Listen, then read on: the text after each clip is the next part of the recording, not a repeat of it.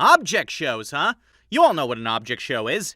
If you're subscribed to me, there's a near guaranteed chance you've either seen them or you've heard of them through the multiple comments in my stream talking about specific storylines and characters from Inanimate Insanity, a show you don't watch. Ain't that fun? In all seriousness, in the last 2 years, I've found myself going down the never-ending rabbit hole that is the object show... genre? Is it a genre? I don't know. Well, the point is, the object show community has become a constant in my life, and yet, I'm still relatively new to the whole concept. I watched a couple shows that I currently or am going to voice in, but I've never gone out of my way to watch other object shows just for the sake of watching them. And as sacrilegious as it is to say, one of the shows that I haven't watched, the one that is the mother of all object shows arguably, is Battle for Dream Island. And well, I asked on my YouTube if people would be interested in me checking it out and doing videos on it, and the answer was... oh my god! So why not? I am going to do a bunch of fun little review videos where I journey through the entirety of BFDI, including its sequel seasons. This'll be fun. This is gonna take forever. However, I want to start off with a bit of a prelude. A bit of necessary information that'll help paint my perspective going into this series, while also establishing how it's all going to work. This is also for the sake of anyone watching in the future who just wants to get to the parts where I talk about the actual episodes.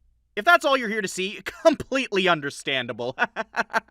Now get out of my bar! We closed 2 hours ago! I have a life, Dennis! But for the rest of you, let's take a dive into my personal, and very limited, history with Battle for Dream Island. First off, introductions, which should have been at the start of the video, but I'm very bad at this. Hi, I'm Jazzy Oliver. I'm a voice actress, and for the past 2 years, I have been voicing Paintbrush in the hit object show Inanimate Insanity. Whoa! A new voice? Lucky! When I auditioned for Paintbrush, I had absolutely no clue what an object show was. The concept completely flew under my radar, and I'd never heard of these shows before. However, once I was contacted by II co-director Justin Chapman telling me that I booked the part, I immediately looked up the series and that's a lot. Yeah, I wasn't aware I entered a whole different world of indie animation. At the time I first recorded for the character, I had watched every episode of II's 3rd season at that point to get a general idea on where the story was and where Paintbrush was in terms of overall character development. Eventually, however, I did do a bunch of watch streams in which I was joined by Justin as well as my partner Jordy, love ya honey, where I watched every bit of Inanimate Insanity there was. However, a lot of people started asking the same question after I was done. So you're doing BFDI next, right? Well, no. It didn't feel right to me doing long streams where I did unedited reaction content to a series I wasn't involved in. I have nothing against reaction channels so long as the folks who make the stuff they are reacting to are cool with it, but let's be real for a second. I'm not a good reaction person. I get too sucked into whatever I'm watching and I forget that I'm supposed to say words. Outside of the novelty of the fact that I voice in this series and have a personal perspective as a result, I don't feel there's much to gain from me specifically doing this. So yeah, I thought this was a good compromise. But I must admit something up front. I have seen BFDI before. I lied to all of you. So I attend fan meetups sometimes, and pretty much all of them have some form of II and BFDI content for the audience to watch. Usually an upcoming episode, which you shouldn't be leaking, by the way! What is wrong with you people? My first meetup was in 2023, where I went to the one in New York City.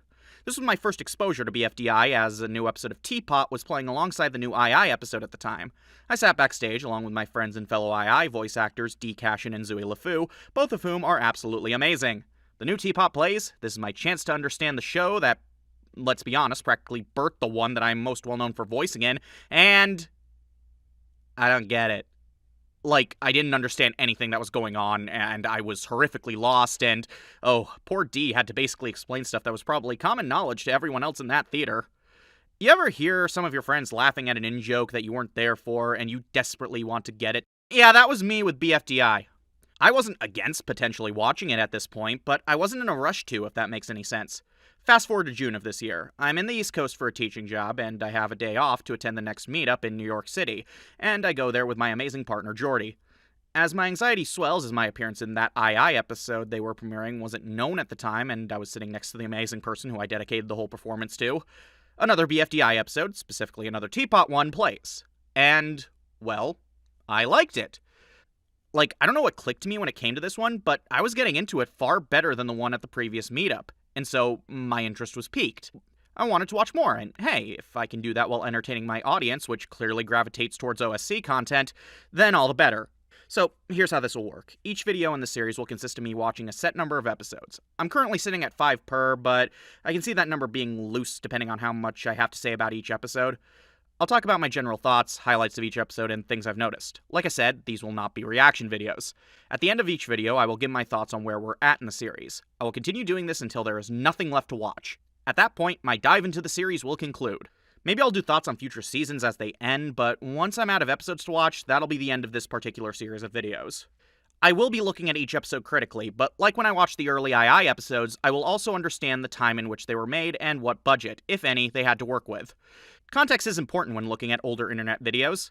I will also take that approach when it comes to jokes that have not aged well. Unless I can do something funny with it, I probably won't acknowledge it, so if there's an equivalent to unknown gender freak in early episodes, chances are I won't care very much.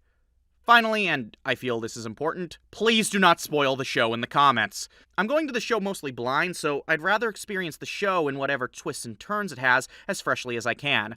Do not tell me about the deep lore regarding Evil Leafy. I will get to it when I get to it. I only say that assuming there is deep lore because I don't know. And that's the fun part. I'm sure once I get to this character and see what they're all about, this part of the video will be retroactively hilarious, and isn't that fun? With all that said, I'll see you next time when I begin my journey through Battle for Dream Island.